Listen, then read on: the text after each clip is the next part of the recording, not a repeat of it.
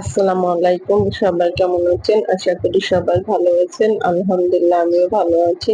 এই যে দেখুন এখানে আমি সিঙ্গারা বানিয়েছি। সিঙ্গারাগুলো দেখতে যতটা লোভনীয় হয়েছে খেতে কিন্তু অনেকটা মজা হবে।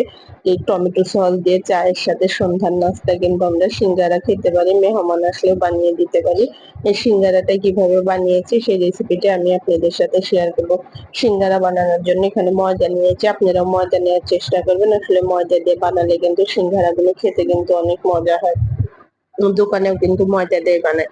এখানে আমি স্বাদ অনুযায়ী লবণ দিয়ে দিলাম। স্বাদ অনুযায়ী অবশ্যই লবণ দেওয়ার চেষ্টা করবেন। সাথে কালো জিরা দিয়ে দিলাম। এখানে আমি তেল দিয়ে দেবো এখন। তেলটা দিয়ে আমি এটা এখন ভালোভাবে হাত দিয়ে মেখে নেবো। এই যে দেখুন তেলটা দিয়ে দিলাম। তেলটা একটু বেশি করে দেওয়ার চেষ্টা করবেন। তেলটা দিয়ে আগে আমি হাত দিয়ে ভালোভাবে ময়দাটা মাখতে থাকবো। এই যে দেখুন এভাবে মাখতে থাকবো। আগে কিন্তু পানি দেওয়া যাবে না। এখানে এভাবে মাখতে মাখতে যখন ময়দাটা দেখবো আমার হাতের মধ্যে মুঠ পেকে আসতেছে, তখন কিন্তু বুঝতে পারবো যে আমার ময়দাটা মাখানো হয়ে গেছে। এই যে দেখুন আমার ময়দাটা কতটা পারফেক্ট ভাবে মাখানো হয়েছে। এভাবে আবার হাতের মুঠটা ভেঙে দিলে সুন্দর ঝুরঝুরে হয়ে যাবে। এখানে আমি নরমাল তাপমাত্রায় পানি নিয়েছি। এখানে কিন্তু আসলে গরম পানি দিবেন না। এখানে নরমাল তাপমাত্রারই পানি ব্যবহার করার চেষ্টা করবেন।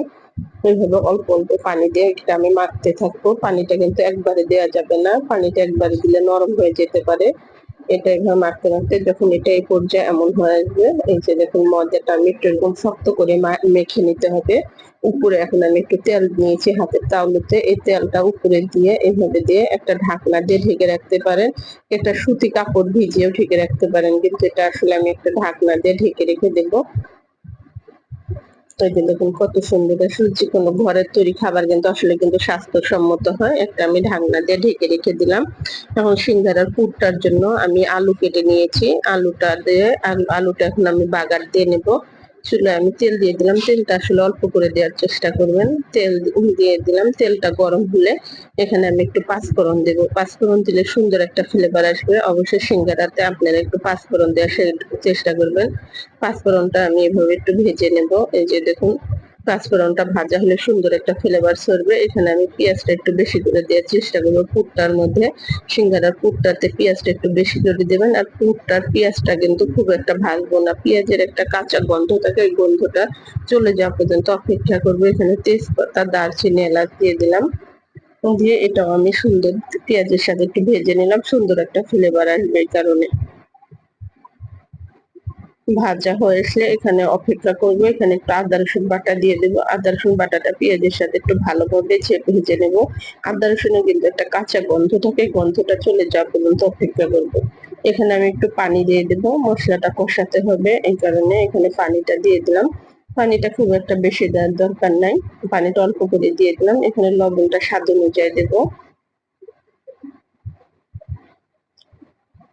ওখানে অল্প করে আমি হলুদের গুঁড়া দিলাম। আপনারা যে পরিমাণে আলু নেবেন সে পরিমাণে কিন্তু এখানে মশলা দেওয়ার চেষ্টা করবেন। একটু মরিচের গুঁড়া দিয়ে দিলাম।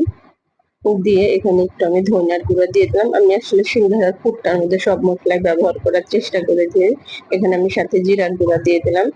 দিয়ে এটা আমি ভালোভাবে এটা একটু নেড়ে চেড়ে নেবো। এটা দিয়ে আমি একটা মশলাটা কষানোর জন্য একটা ঢাকনা দিয়ে ঢেকে দিলাম। একটু অপেক্ষা করবো। মশলাটা যখন কষানো হয়ে আসবে, এই যে দেখুন তখন কিন্তু এই যে আলুগুলো এভাবে কেটে নিয়েছে। আপনারা এইভাবে আলুগুলো কেটে নেবেন। আলুগুলো দিয়ে দিলাম এখানে। আলুটা আসলে আপনারা যদি বেশি সিঙ্গারা বানাতে চান আলুর পরিমাণটা বেশি নেবেন। আমি অল্প করেই বানাবো, এই জন্য আলুর পরিমাণটা আমি কমিয়ে নিয়েছি।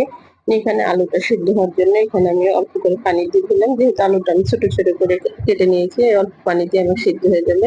কাঁচামরিচ ফাড়া দিয়ে দিলাম। সুন্দর একটা ফ্লেভার আসবে।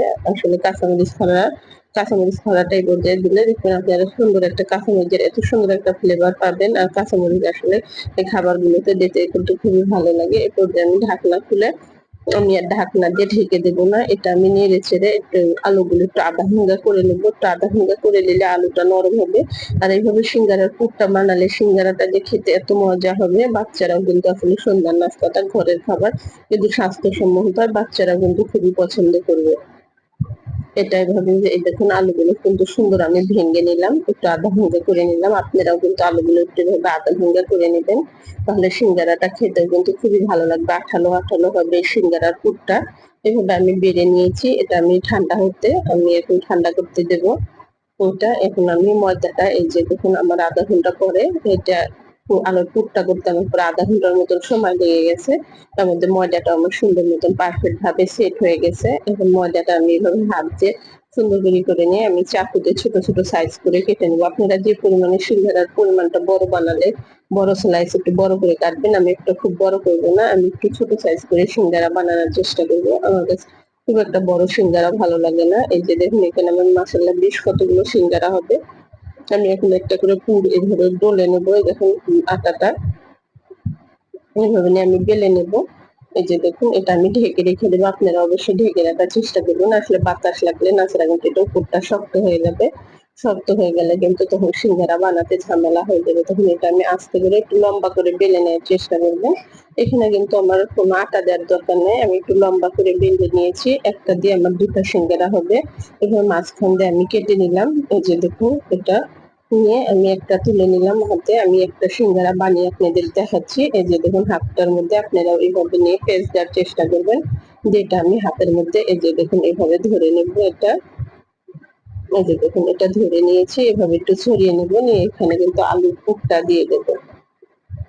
আসলে একটু ঘরের খাবার তৈরি করতে আসলে একটু সময় লাগবে, সময় সাপেক্ষের ব্যাপার। কিন্তু আসলে সময় নিয়ে যে কোনো কাজই করবেন, ধৈর্য নিয়ে করলে কিন্তু আমরা আসলে সবকিছুই কিন্তু ঘরে বানাতে পারি। এই যে দেখুন সিঙ্গারার মুখটা কিন্তু আস্তে করে আমি এভাবে মেরে দেবো। এই যে দেখুন এভাবে মেরে দিলে দেখতেও কিন্তু জিনিসটা সুন্দর দেখাবে। আসলে দোকানে কিন্তু দেখবেন এভাবে সিঙ্গারাগুলো কিন্তু বানানোর চেষ্টা করে।